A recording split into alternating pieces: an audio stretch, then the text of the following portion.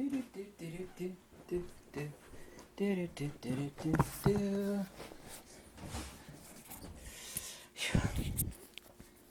you doing there? Wonderful. Interestingly enough, in the live stream, everybody wanted to talk about quantum. I am surprised that other people find it surprising that the term itself doesn't actually refer to anything. I'd like to title this video "The Quantum of Quantum." And by their own definition, those people in so-called quantum physics, which is not a reference to anything specific, well, what about quantum computers? Well, I could say I have a quantum heating device in my kitchen, which of course is a microwave, but that sort of conceptual reification doesn't mean it is anything different other than an electromagnetic radiation device which heats up food. The term quantum does not refer to anything. And before getting into this, I would like to make an important point to you. Sure there is. We have quantum computers. Sure, you don't have a PhD. Stands for piled high deeper. The likes of which, by the way, all these computers, all the lights, all the power grid that keeps all your stuff running, invented and perfected by the likes of Faraday, Nikola Tesla, James Clerk Maxwell, Oliver Heaviside, Charles Proteus Steinmetz. These people never use the word quantum, and the reason for that is that electricity has nothing to do with quantum. The root word of quantum, or quanta, the Latin word, means how much, and this, of course, is a reference to atomism. Today's scientists are not scientists, they are actually atomists. True science, i.e. be it Aristotelian, Platonic, or Pythagorean, doesn't really exist anymore. Obviously, there are those that still quest for truth, however, they're not really found in academia. But by their own definition, quantum is based upon their understanding about what light is. And then, of course, we get to the word photon. And by the way, I'd like to make reference to where the term photon from 1917 came from. It came from a nice little fellow named Leonard Troland. And he was not a scientist. Well, he was in a roundabout sense, but he was a psychologist, and he took a great interest in psychical research, and he did experiments in telepathy, and he died climbing a mountain. Yeah. And we come up with a packet of energy, and this is where we get Einstein's reification of das Lichtquant, or an energy packet, a quantity of energy. Because if you're an atomist, everything is atomic. If you're a hammer, everything looks like a nail. If a hammer could be alive, that's a nail. Everything is a nail to a hammer. To an atomist, everything is quanta, or quantity. Now, if you can't count it, it doesn't exist, because today scientists are not scientists in the true Aristotelian sense. What they actually are mathematicians. A mathematician's religion is that they don't believe, and I'm not against math at all, mathematicians' religion is they don't believe in anything you can't actually count. Anyway, all of quantum is based around their ideation of what light is, and they think light is an emission, light is a wave, a wave-particle duality, and it's comprised of photons, and all of those things, and it has a speed. All of those things are palpably false. Even Nikola Tesla said that light was a sound wave in the ether. In other words, it's a ether perturbation modality, and that, of course, is what a field is. Light, of course, is a complex ether perturbation modality. Specifically, it's a coaxial circuit, but not my opinion. By their own definition, quantum is based around their understanding of what light is, but they have no idea what light is. Now, the actual definition in physics, quantum, plural quanta, is the minimum amount of any physical entity. Well, fields are not physical entities at all. Energy, by the way, if you meet a PhD in physics, ask them to define two words, energy and field. Say, Mr. PhD of physics, I'll give you $1 million, and none of them will be able to do it. None of them. Not even one. The only thing I have to do is define two simple terms.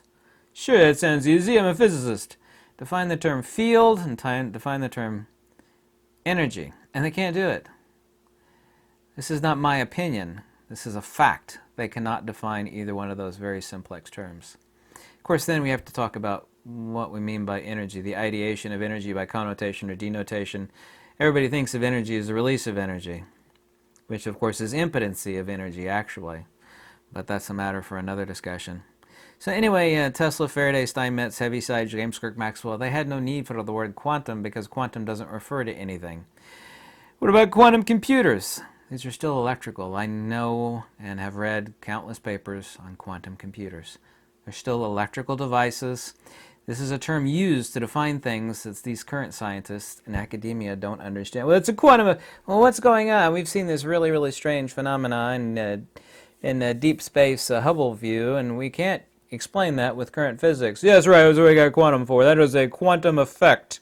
It is a quantum tunneling effect wherein which the quantum juxtaposition of the phenomena is causing a quantum effect. That's right. This sounds smart, by the way. I could take any book. I don't even think this book references this. By the way, this guy had two PhDs. Dr. Oleg Jeffomenko. I don't even think he uses the word quantum in this book at all. But to sound smart, all you have to do is just turn every fourth word into quantum, and I'm going to do that here. The term magnetic field was not yet known. Ostrov described it as quantum discovery as follows. This effect would take place. The quantum conductor and the surrounding quantum space shall give rise to conflict of quantum electricity. The quantum conflict acts only on magnetic quantum particles. Do you get my point? Quantum does not refer to any field phenomena, any field modality. It has nothing to do with natura naturans. There's a reason why everything that runs in this world, be it lighting, electrical, your computer, your cell phone, everything, none of this stuff has anything to do with the word. Well, sure it does. We have oh my God. What is it that people don't get? You think that if somebody looks intelligent enough and has enough degrees in academia that they must therefore be right? Most of the scientific world has thought countless thousands of crazy things, and they always thought they were right until, of course, they were proven wrong. Well, true science is about the ever quest for truth, even if it proves what we currently believe is wrong. Well, that's the way it should be, but it's not. Every epoch of science, by the way, has always been proven wrong 50 to 60 years later. Sometimes the gap was much bigger, like the Dark Ages. Always been proven wrong 50 to 60 years later on average. Always have been and always will be. Until they start looking at things correctly and accurately the way that Tesla and others with logical minds. This is what Tesla meant by those people that could think deeply but couldn't think clearly. By the way, there are a lot of really, really intelligent people in insane asylums. Very, very intelligent. But they have no wisdom. They can't think clearly or lucidly at all. Very, very intelligent. They'll beat you at chess. They could do long-form trigonometry in their head. But they cannot have a single, lucid, clear, simplex thought. They can think deeply, but they can't think clearly. This is a quote from Nikola Tesla. Mathematicians only believe in discrete or demonstrable entities that can be counted. And this is what a mathematician is. It's a religion of counting things. But you can't count fields unless you quantize them. The word quantum does not refer to anything in this universe, seen or unseen. It is used vociferously and prolifically throughout all of current scientific academia, and is really good for science fiction movies. What we did was we opened up a quantum effect as a miniature black hole, and then we had a quantum juxtaposition to the other side of the galaxy, wherein which we saw... It is really brilliant for science, which is where it should belong. It should belong in science fiction movies. So let's get this right. Quantum is reification of a packet of energy. And the packet of energy that all of quantum is based around is the photon. But the term photon was quoted by Leonard Troland, who did experiments in telepathy, and he was a psychologist. Oh, God. Sorry. You have to stop giving credence to nonsense. Mother Nature doesn't deal in radical absurdities. If you think Mother Nature is radically insane, then you can't think clearly. Now, there is an enormous amount of so-called entities of academia physics that think Mother Nature really is a cross-eyed chick doing coke. Yeah, nature's crazy. That's what we came up with quantum, is to explain Mother Nature. It's like, no, you can't think clearly. You have no wisdom. You can't understand. These people violate Occam's razor at absolutely every possible turn. They make simplex things convoluted, and they make the divinity of nature, which works off of pressure mediation, absurd, ridiculous, and way more ludicrous than the strangest science fiction movie full of ludicrous nonsense.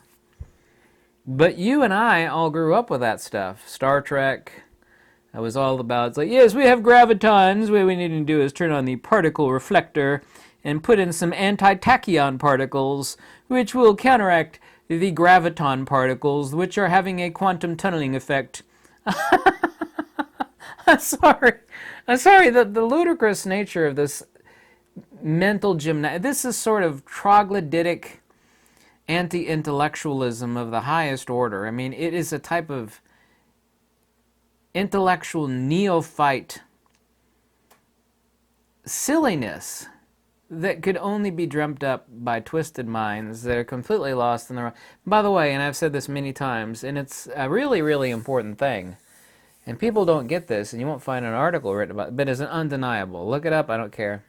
It's undeniable. There have only ever been two premises for reality. One is based on the ether, and the other is based on atomism. Today we're living underneath the yoke and stupidity of atomism. And no, the Michelson-Morley experiment did not disprove the ether. Did not do that at all. Actually, if you look at the data, it proves it. There was a discrepancy there, but it was insufficient to disprove the ether. It did not disprove it. What about the Michelson-Morley experiment? I've made countless videos on the Michelson-Morley experiment, yet nobody apparently seems to see them. But there have only ever been two postulates for ultimate reality and the nature of the cosmos. One's the ether, and the other one is atomism.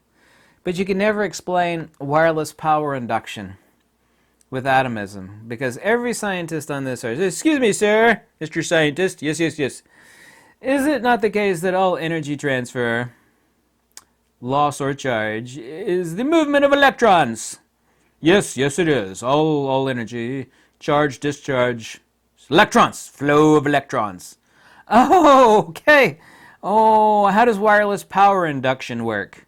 Well, that's fields. That's a little bit. It works differently. In that case, there's electrons. Oh, fields. Oh, my goodness. Yay. So let's define the word field. Well, lines of force. Force is an abstraction. Force doesn't refer to anything. That's like saying happiness. When you say force of what, by what, upon what? Force, lines of force. Lines are purely conceptual. There's no actual lines. Yeah, we have lines of force. Like you got two magnets trying to push them together with resistance. The lines of force. Force of what, by what, upon what. You see, they always work their way, they paint themselves into a corner. This is how you completely obliterate all this sort of atomistic... There's countless ways to actually do it. You could talk about the impossibility of light speeding back up after it leaves a medium, because if you think light moves and it has a speed, therefore it's atoms, photons. Well, that breaks the law of conservation of energy, which no scientist can enjoy. Well, how does light speed back up after it leaves glass or water? Well, it does. Well, how? You can't explain it if you think light is an emission and a photon and it has a speed. It's rate of induction. It's a field perturbation modality. Nothing is moving at all. It's a rate of induction of the actual energy as it's absorbed, the elasticity of the ether. The elasticity, or hysteresis of the ether, is what we call c, so-called speed of light. That's the hysteresis of the ether. So, excuse me, sir, how does wireless power induction work? I thought you said power was the movement and flow of electrons. Yes, it is. Well, how does wireless power... Well, that's fields. Oh, what's a field? You can't define a field. Well, yeah, a field's a line of force. A force sets up an induction in the wireless power unit to be charged. Kind of like an Apple Watch. You could actually lift it up off the charger. The Apple, it uses induction, yeah? It doesn't have to touch. You can make it really close and it will still charge. That's an example of wireless power induction. Same as those toothbrushes. You put them on the thing, but there's... there's not anything, there's no wires connecting there, because that would be bad because of all the water and whatnot. So, wireless power induction works as off of fields. Yes. What's a field? Well, it's lines of force. Well, force is not a thing. Force is what is happening. Like, this is force, right? Well, that's my hand pressing against the table and burning calories or pressing. That's force. But it's what my hand is doing. Lines of force. There's no lines. That's a conceptual abstraction. These people don't know. And that's okay if they would admit to themselves, we don't really know what a field is because it has no physical properties. Yeah, I know, but here's the trick of it. Nobody ever goes looking for the answers to something that they think they already know the answer to. And that's what these people have. They are hubristic. They think they know the answer. Well, you don't know, do you? Well, no, I don't.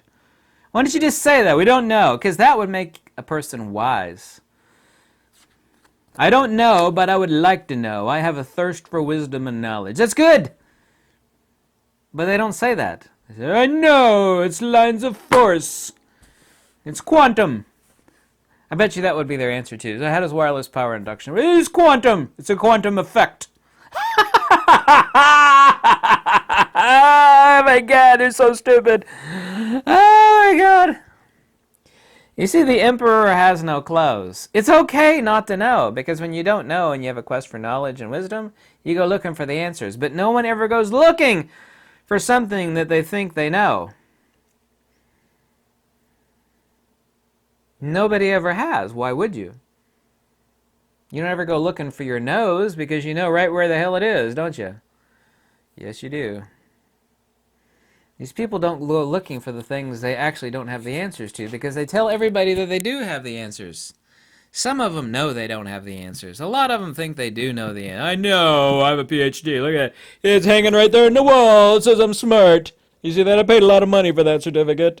I did a lot of postgraduate work. You see that PhD? It tells me I'm right, and you're wrong. You see it? It's hanging on the wall right there. Oh, my God. Oh, the humanity. Welcome to academia. See, when you can see through these people, like I can, it makes the world a lot more fun place. Because nature is beautiful. But to them, nature is an ugly beast. Yeah. It's like from the movie Poltergeist. What did that little person say? She said, to her, it is a little child. But to us, it is the beast. Thanks. Goodbye.